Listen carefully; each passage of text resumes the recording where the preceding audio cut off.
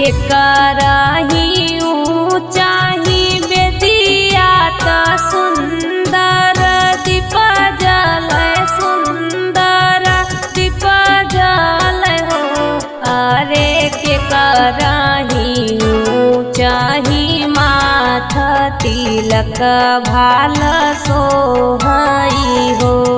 अरे के करही ऊँचाही माथ तिलक भाल सोहै तिलक भाल सोहई हो।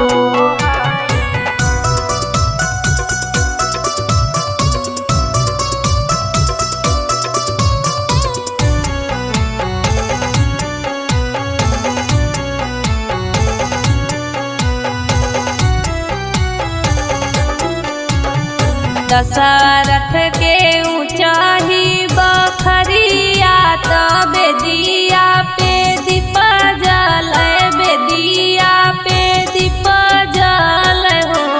अरे राम के ऊँचाही माथ तिलक भाल सोहई हो।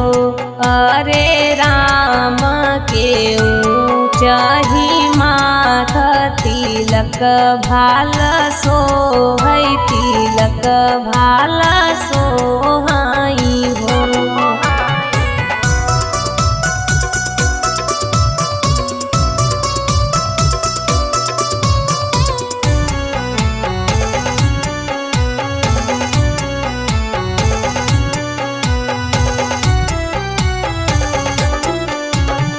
कहवा से आए तिलक हरू त तिलक चढ़ावेले तिलक चढ़ावेले हो। अरे के करंजूरी भरावै त मंगल गीत गावई हो। अरे के करंजूरी भरावै त मंगल गीत गावै त मंगल गीत गावई हो।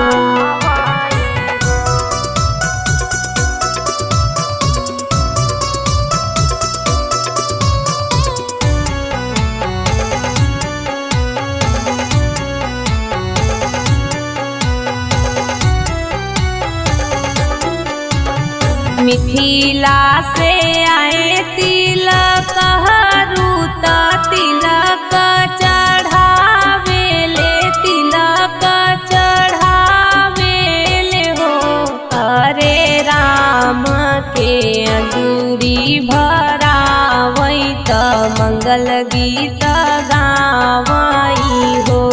अरे राम के अंजूरी भरावै त मंगल गीत गावै त मंगल गीत गावई हो।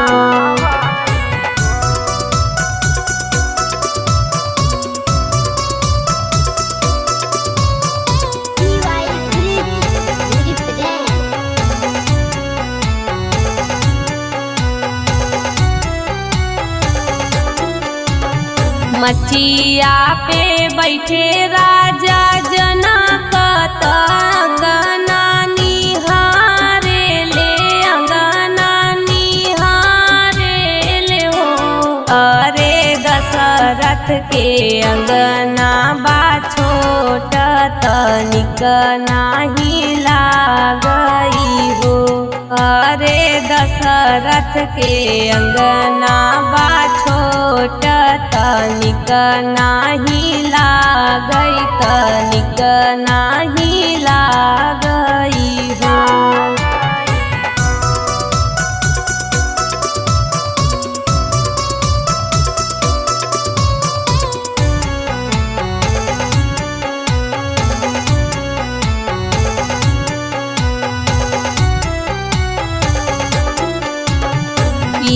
मत समझिया हो समाधि की अंगना हमारा छोटबा की अंगना हमारा छोटबाई हो। समधि यही अंगने सीता उतरी है त सीता तोहरी राज करी है हो। ये समझी यही अंगने सीता उतरी है त सीता तोहरी राज करी है, सीता तोहरी राज करी है, सीता तोहरी राज करी है हो।